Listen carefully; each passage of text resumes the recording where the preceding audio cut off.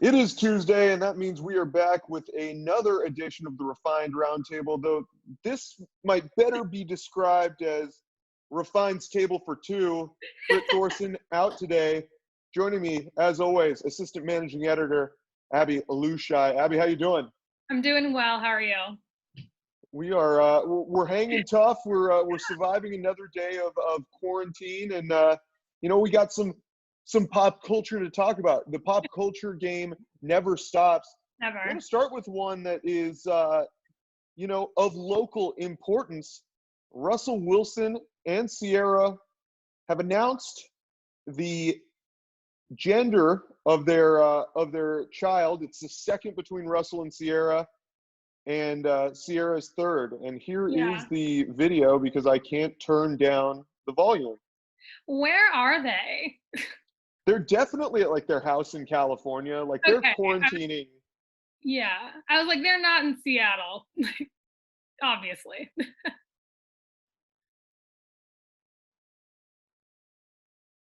They're so cute. I love them.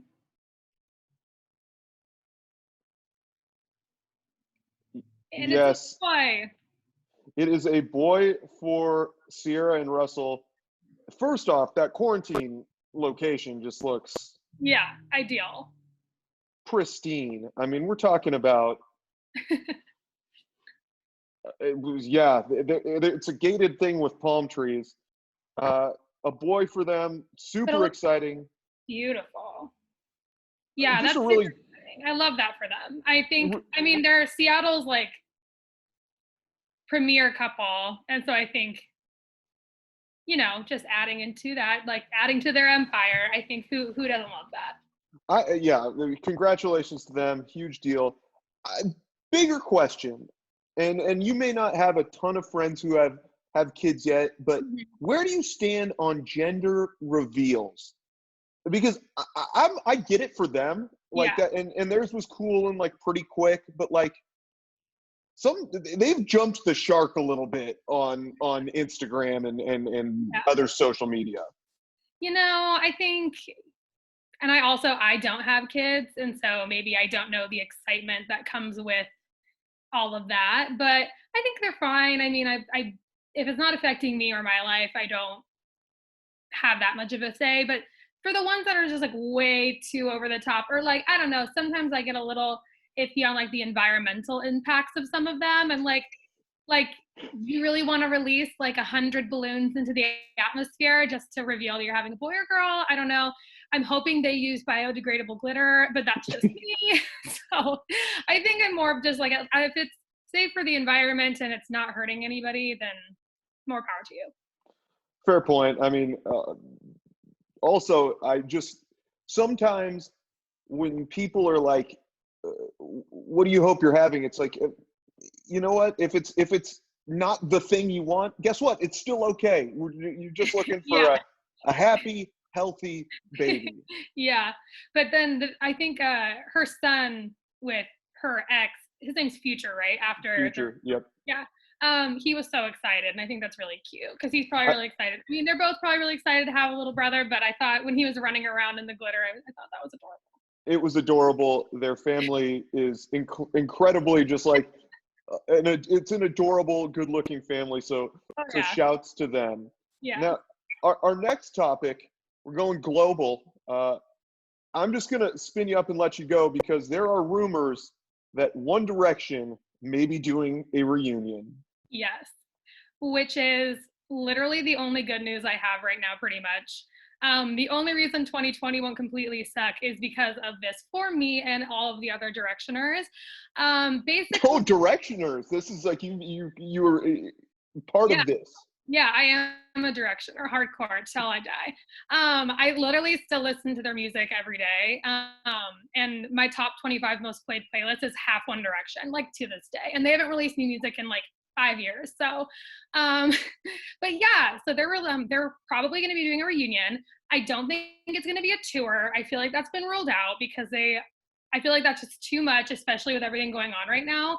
But like my thoughts is that it'll probably be a song.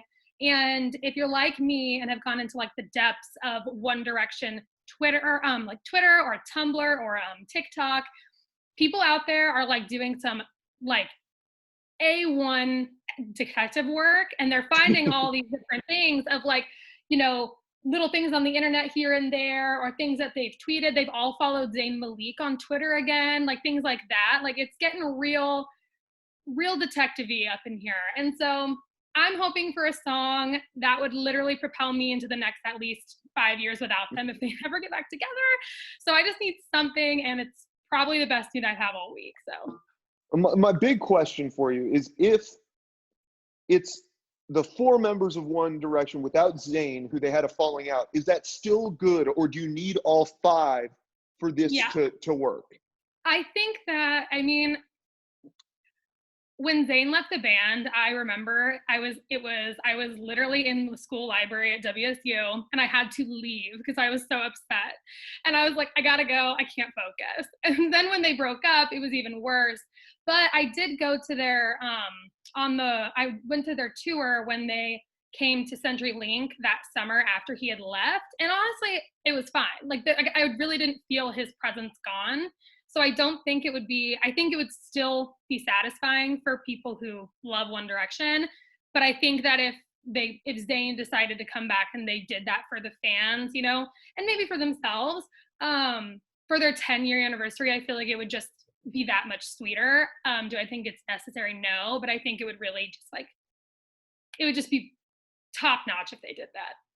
Well, the real money move for them would be to do like a documentary or like a reunion thing, kind of like the Jonas Brothers did. That Yeah. somehow ended up spawning new music, and now they're back together. So maybe if this all works out, you're going to get your wish, and you're going to get a fully formed One Direction at some point. If one day, I don't care if I'm like 50 and they go on a reunion tour, I don't care how much money I have to drop. I'm front row. Like I'm dropping like bills on that. So that's like where your disposable income will go by whatever means necessary.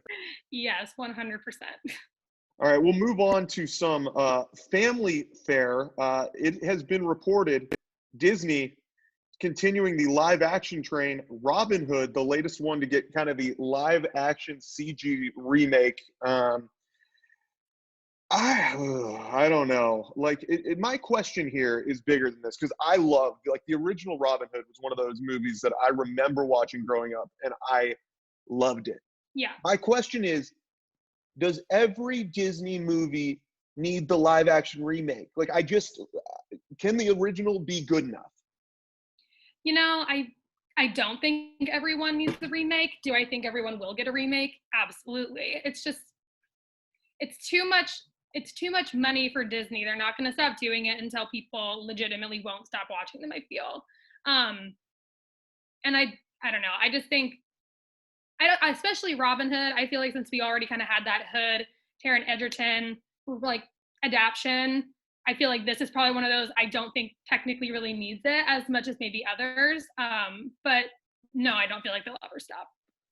Like the only reason they of all, you're right, they're never going to stop, because these things make like hundreds of millions of dollars every time they come out.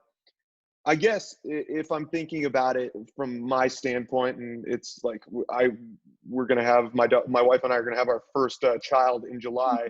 There is something to be said for that shared experience of showing a new version of this movie you loved so much to your kids, and getting to watch it together in a new way for the first time. So I do appreciate that. At the same time, it's like sometimes the original's just good enough. It's just good. The Lion King was just good.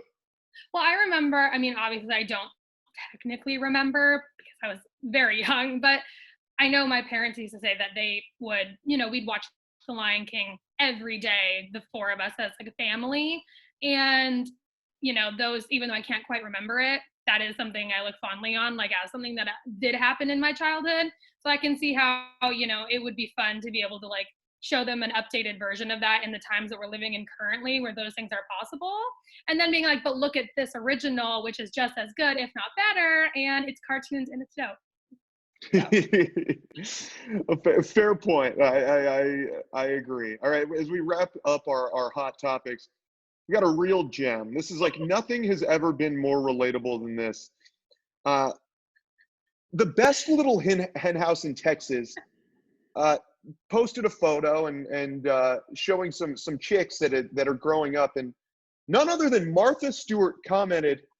And as you see right there, it is nonsense, just complete gibberish.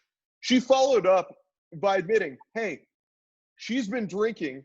So she is like so many folks out there who maybe have a couple glasses of wine and just start commenting on social media. Oh, Martha Stewart, her Instagram comment game is just out of this world. Do you remember back when Anthony from Queer Eye and her got in that weird little battle between like tagging and like social media and stuff?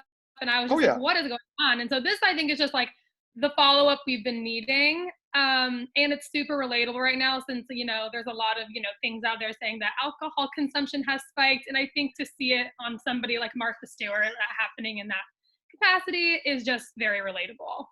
Martha Stewart is an American treasure. Like, I know she had the whole insider trading thing and whatever, but like little prison spat. little prison time, but like her resurgence has been great. She's like a great Instagram presence. She's doing TV with Snoop Dogg. Like friend Snoop Dogg. Yeah, it's like it's the comeback. I think she's done it. I'm here for all Martha Stewart content. Keep commenting, keep making awesome TV shows, keep doing recipes. It is, as she would say, a good thing. All right, as we wrap things up, Refined recommends streaming recommendations for the people: podcast, book, movie, TV show. What are you watching? What are you listening to? What are you reading, Abby? Well, I've said previously, I've been doing a rewatch, and I really haven't. I'm still on it. I'm still on the Vampire Diaries because it's 8 seasons, and I haven't been as glued to the television as you usually am. But I wanted to, my next one that I'm going to do, I already decided, is going to be New Girl. Have you seen New Girl? I have not, but I do know of it. Right. Zooey Deschanel. You should watch it. It's wonderful. I watched it before, and so I want to rewatch it again just because Vampire Diaries is a little dark and emotional, and I want something to just bring me up. So if you're looking for something that can make you laugh in these trying times, New Girl is that. All right. I like the pick. Something light, something fun, something that folks can binge watch. I'm going to go with current TV right now. My pick, Top Chef, is back. We're 3 episodes, I believe, in 3 or 4. It's an all-stars season, and it is incredible. It's, I think, especially poignant right now because the restaurant industry is struggling so much, and it's a little insight to these different chefs, how they think, how they operate, how they think about food. Quite frankly, it's just a good TV show. Like it's entertaining, fun to watch, and I think there's some people who are like, oh, well, I don't want to watch food if I'm not eating it. But this is really, it's like about the competition, about the chefs. Padma, Tom, and Gail are like the OG judges of reality TV. I would urge everyone to watch it because it's an entertaining hour. It's on Bravo every Thursday night, and you can catch up on demand, I think, other places. And there's old seasons on, I think, on like Hulu, so you can go back and run it back. Yeah. No food competition shows, you can't go wrong with them. They're just easy things to pass the time, and they go by so fast and you just get so invested. Super invested. There's no chefs from Seattle proper on this season, but you've got Gregory from Portland down at Departure, who is like a front runner, and he's a beast, and tons of other people, fan favorites, worth the watch. Yes. Perfect. All right. I think that is it for our Table for 2 Refined Roundtable. We will be back later in the week. I think Britt Thorson will join us then. More thoughts on pop culture. Everyone stay safe, stay healthy. Thank you, as always, to our first responders and all those on the front lines as they're fighting while we're here talking about pop culture. Yes, making that possible for us. All right, Abby. See you next time. Bye.